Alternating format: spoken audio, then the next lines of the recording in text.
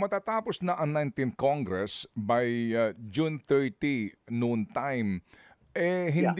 hindi po matatapos ang impeachment trial. Inaamin na po naman nila 'yon. Yeah.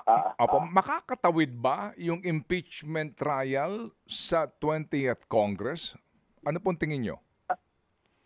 I think that you have to distinguish ang Senate body, no, as a legislative body and as an impeachment trial court. Ano.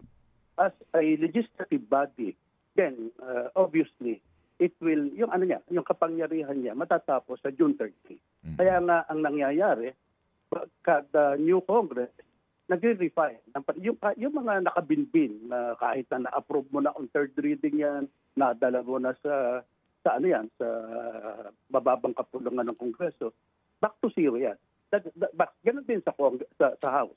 Back to zero lahat. So nagiging House bill or Senate bill, zero. Ayan. But the impeachment court, I think, can proceed beyond June 30 because it's an impeachment court. It's sitting as an impeachment court. Parang walang pinagkaiba yan, Ted. Ako, ang pinakamakikita ko lang na comparison, yung regular court. Di ba pag irregular court, nag-file ka, pending na, etc., sabihin natin ilang buwan nang umaandar, and for one reason or the other, yung presiding judge napalitan o nawala, ano nangyari, and then nagkaroon ng vacancy. Hinihintay mo lang yung appointment of the judge. Of course, sa ating regular court, iba na i-refer sa ibang judges for decision or for continuation. But this time around, isa lang ang impeachment court. Then it's only the Senate ang impeachment court. So magpapatuloy siya dahil wala na siyang 12 na ang numero niya. Ang requirement is the complete court, 24 under the Constitution. So ako, ang tingin ko, kung ano man wala nang yung mga subjected to a constitutional question, kung ano man ang matapos nila before kami mag-CDJ adjournment, isuspend na nila until that will be July 29 para bago na yung parang nakapag-oath na yung mga bagong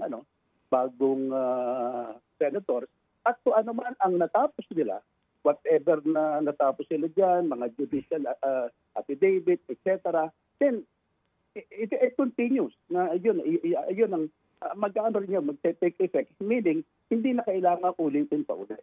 So yun ang aking tingin. Mm-hmm. I am distinguishing impeachment court kasi kung sasabihin mo that the impeachment court will also terminate yung kanyang life by June 30, then you will require the refiling of another impeachment complaint, which is violation naman of the one-year ban na hindi mo na magagawa yon.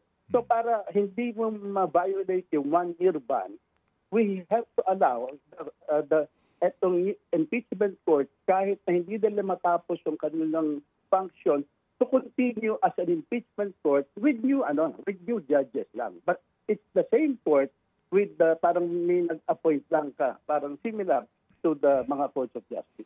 Ayun, okay. So, yun po ang paliwanag ni Congressman Boyet Gonzales na Mandaluyong. So, dapat, Congressman, dito po sa impeachment court, klaro na pag natapos sila, sasabihin po ng presiding officer na kami lamang ay ano pong eksaktong parliamentary word na gagamitin doon para masiguro lang na on record, tigil lang kami pansamantala.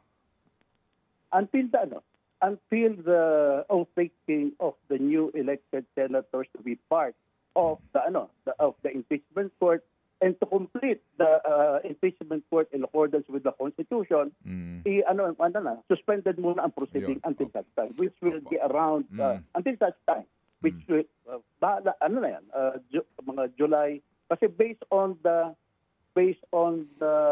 schedule ng calendar of schedule na binigay ni SPCs kay Speaker, July 29 sila mag-oath taking yung new elected senators to become part of the impeachment court.